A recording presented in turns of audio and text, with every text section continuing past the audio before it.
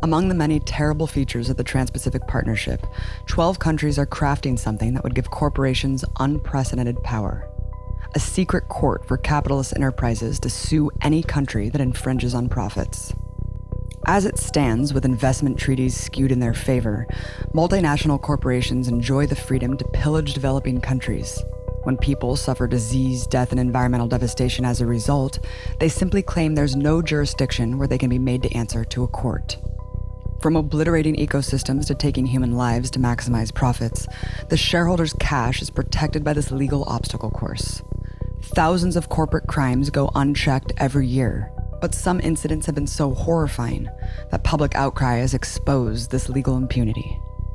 Like in Bhopal, India, where Dow Chemical subsidiary Union Carbide released 40 tons of several lethal gases, exposing more than 600,000 people to a poisonous cloud that has killed an estimated 25,000 since and left many more maimed. The area remains heavily contaminated, and Dow has refused to accept any real responsibility to the victims or to clean up the toxic site. Or the Rana Plaza factory collapse in Bangladesh. In 2013, a multi-level clothing factory collapsed due to extremely unsafe, cost-cutting building conditions. It left more than 1,100 people dead. Brands that use Bangladeshi labor, like H&M, Walmart, and Gap, then pledged to enforce building and worker safety. But 3 years later, nothing's been done, and these businesses are free to continue to operate under criminally unsafe standards. Then there's Chevron Texaco's oil dumping disaster in Ecuador's Amazon rainforest, where the company instituted a systematic dumping process of toxic sludge into the most pristine habitat on Earth. They've been ducking legal responsibility for decades. Despite several international human rights treaties that countries must follow, there are none that apply to corporations, despite the fact that 37 of the top 100 economies in the world are corporations. While the corporate elite flex their power across the planet, one small country has been leading a fight to hold them accountable for their crimes against humanity. Ecuador has been spearheading a project in the United Nations to create a binding legal instrument that for the first time would hold corporations accountable for human rights violations in the countries they extract profits from. Leading this bold initiative is María Fernanda Espinosa, Ecuador's permanent representative to the UN, also having served as the Minister of Foreign Affairs and of National Defense under President Correa. She joined me at the teleSUR studio in Quito to discuss this historic venture and how Ecuador ended up on the forefront of this fight. I think that Ecuador is not the only case where big corporations, sue states because one reason or another, because they use the frameworks of bilateral investment treaties. We just saw with satisfaction, I have to say, the lawsuit of Philip Morris against Uruguay, the Uruguayan government, because the laws on public health regarding tobacco consumption, and Uruguay won, which is very, very, very special. Most of the cases are always won by the big corporations and not by the states that are sued. The case of Ecuador, I think, is very emblematic. If you look at lawsuits against the government of Egypt, against other governments of the world, precisely it's really the world upside down, because usually the case is that big transnational corporations have violated human rights standards or environmental standards, and they end up suing the countries where they operate. In the case of Egypt, it's big transnational corporations, a corporation that sued the Egyptian government. Why? Because they increased the minimum wage. Because of the cost of living, and they decided as a very sovereign decision that they were going to increase their minimum wage. And at the end of the story is that they were sued by this company because they were affecting the amount of money that they were, getting from X or Y contract. So it's, as I say, is the world upside down. We should, work to higher the human rights standards, labor standards, environmental standards in general, but we're doing the opposite in terms of how to be competitive in the world we live in the capitalist world. It means that you have to decrease the standards, the labor standards, for example, and make the environmental standards more flexible. And that is attractive for investment. That's where, international processes that are ongoing are so important, because they're going to level the playing field to have a better world, because no one can, not acknowledge the increasing power of transnational corporations. Not only financial power, because they have more money than any GDP of a country of the developing world, but also political influence and political power as well. How did that evolve to where transnational corporations actually hold more power than states, and in some cases, like in Ecuador, they acted as the state to implement its own standards and reforms? Well, I think this is part of the outcome of the globalization process. You know that almost 80% of the goods and services that are produced around the world are produced in a fragmented, delocalized way, which means that the power of these transnational corporations, even if they have a host country, a country of origin, they operate in a fragmented way all over the world. And basically, what are the issues that they look at in terms of competitiveness is low wages, very flexible domestic environmental regulations in order to produce at the lower costs possible and increase the amount of money that they get themselves. And that's almost a law in the capitalist world. It's accumulation and profit, and not about human rights and the dignity of people.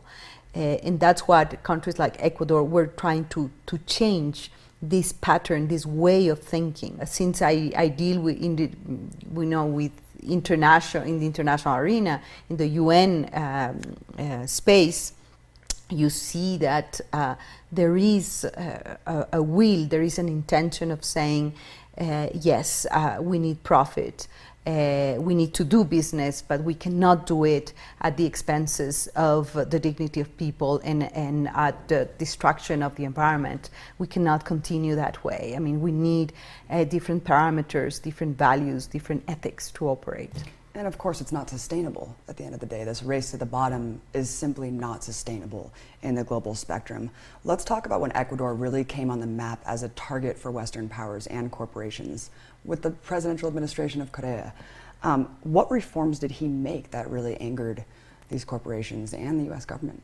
Well, first of all, to say that we are a country which is able to make its own sovereign decisions on issues, that we don't receive any instructions from any country, that we are able to design our own future, our own political model, our own economic model. That already, I think creates a shock. That is common sense for us, but it's not seen as common sense for others, especially the Western powers. But in terms of the sovereignty in dealing with our strategic resources, we renegotiated all the oil contracts.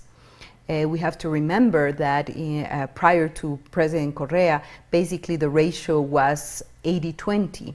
80 for the company, 80% of the revenues, and 20% for the owners of the resource, the people of Ecuador.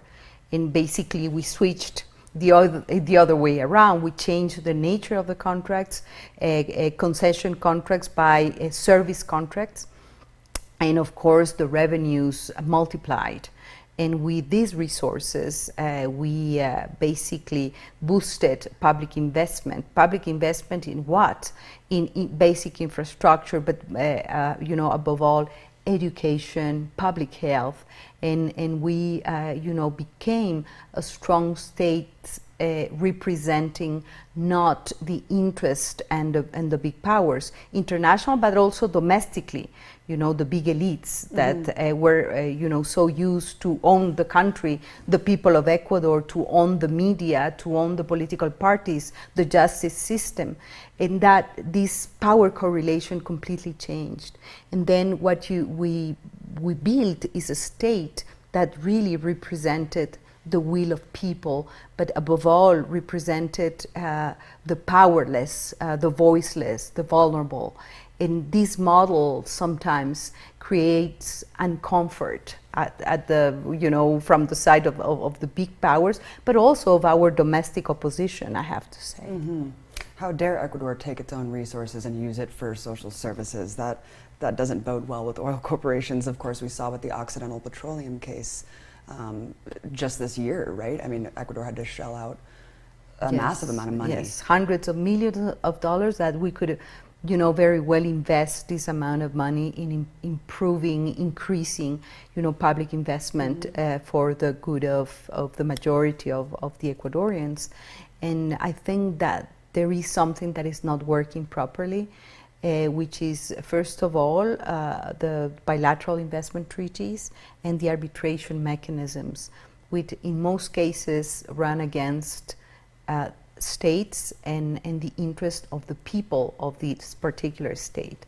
And Ecuador has had a strong voice and is working, you know, internationally and regionally to rethink the whole arbitration system, and we're trying to build an arbitration mechanism, at least for UNASUR, for the 12 South American states. But we have also an international voice looking at this issue, you know, with the alternatives.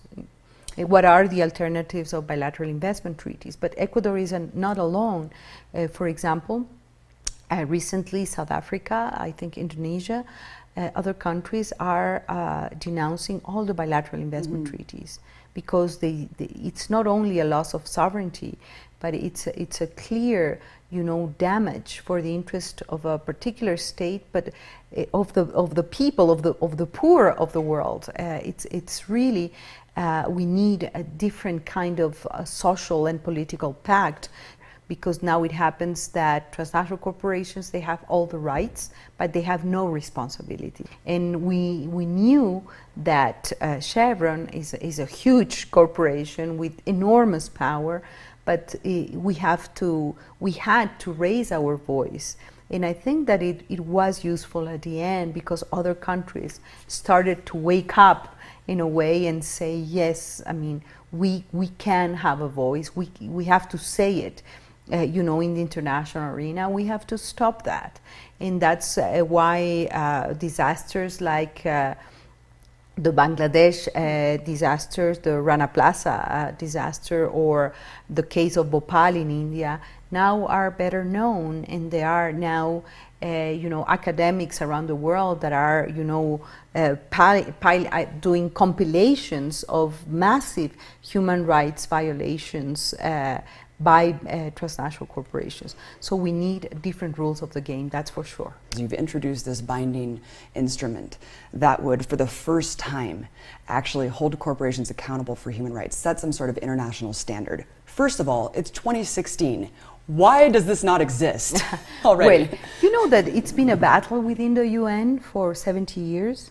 Already President Allende in Chile noticed in a public speech at the UN General Assembly, saying we have to be very careful about the increasing power of the big corporations, and they need regulation. We need clear rules for them to operate. And you know, even after 70 years, so many attempts of regulating, of coming up with certain kind of binding rules for corporations, especially regarding human rights standards, environmental standards. And every attempt and every effort, you know, just melted in the air. Why? Because of the big lobbying power of the corporations themselves, of a lack of political will, of you know, all these forces that you know, they work for to feed the greed of our world in a way or another, and because simply because the political power of some corporations is huge, is even more important and influential than any member state. But in 2014, Ecuador and South Africa decided to pass a resolution within the Human Rights Council calling for a negotiation process for a legally binding instruments on transnational corporations and human rights. And believe me that the lobbying of certain countries, of the big corporations around the world, saying, please do not vote in favor of this resolution, you cannot imagine the level of pressure, the blackmailing. And at the end, the resolution passed. We won. I think common sense won, ethics won at the end. In my opinion, if we are successful, the 21st century treaty on human rights is going to boost, reshape international law on human rights. And it's a need, it's a pressing need because of the issues that we see, around the world. Not only the Chevron case, but, the operation of Shell in Nigeria. I already mentioned the Bhopal case in India, the Rana Plaza case in Bangladesh. But there's so many cases of human rights violations, of environmental damage in developed countries, in Europe. We have seen the Viola case in Germany, for example. And all this is crying for clear rules internationally, to level the playing field, to have legal certainty when any company invests in X or Y country, especially when we are facing such a fragmented commodity chain. All the value chains need to be tracked in a way or another. And we are looking at a treaty that would look at this extraterritorial way of producing, goods and services around the world. I think people may be interested to understand how this process works now, before the binding instrument. Through the bilateral investment treaties, corporations, they had all the rights. Most of the time they had the reason and all the rights wherever they operated, but no responsibilities. If something happened, the responsible part was the state that hosted the investment and the corporation. For victims, it's very important to know where to go in terms of a lawsuit, for example. Right. The issue of jurisdiction is very important. I don't want to be too technical, sure. But when something happens with a human rights mass violation happens, there is not even a court or a place where you can go. And the issues of jurisdiction, we have suffered that with Chevron. Most of the courts in the US, they said, no, you don't have jurisdiction here. No, it doesn't go. You have to go here and there, and no one accepts the case, because we need a mechanism internationally that would deal with this issue in an objective way, in a very ethical way. If we look at how the arbitration mechanisms work nowadays, it's just terrible. It hurts. As someone who is very experienced in the field of human rights and legislates in them, no country lectures the world more or arbitrates human rights more than the United States of America, of course. What double standards do you see in the human rights arena on an international level? Well, I think it's very interesting. Sometimes the media, they don't pay that much attention to the Human Rights Council in Geneva. Mm-hmm. We have 3 sessions per year, and it's so telling, what happens in room 20 in the UN in Geneva, because basically the Human Rights Council was created to ensure that monitoring of proper standards of human rights were applied equally around the world. Human rights are indivisible, are universal. The council has to be objective, non-discriminatory. But what happens is that the Human Rights Council has become, the center of a political battle, and human rights are now being used to, attack certain countries and not others. There are countries where you see silence, going on, and there are countries that are, the favorite countries, to be, blamed and shamed because of their human rights standard. And it has become a political battlefield. And while Ecuador is there, we are members of the Human Rights Council now, which means that we have the right to vote. 47 countries are members of the council and have the right to vote. The rest of the countries, the 193, they're not all members. And we have to, struggle and fight to have really to put human rights above any particular political interest or legitimize any unilateral military intervention in a country. And there is a whole trend now, unfortunately, to bring the Human Rights Council deliberations to the Security Council at the UN. It's very dangerous. Very dangerous. And we are really struggling for that and trying to bring other countries with us to make sure that it doesn't happen, because we know that the Security Council is the most undemocratic body of the United Nations, and there are 5 countries that decide for all of us, and most of the time they don't take the right decisions. We have proven that models that are truly democratic, truly on the interest of the majorities, models that are even, I would say, more creative, that don't take, the capitalist model and the neoliberalism as the only recipe, as the only possible way, but we have questioned that, and not only questioned that, but just created something different.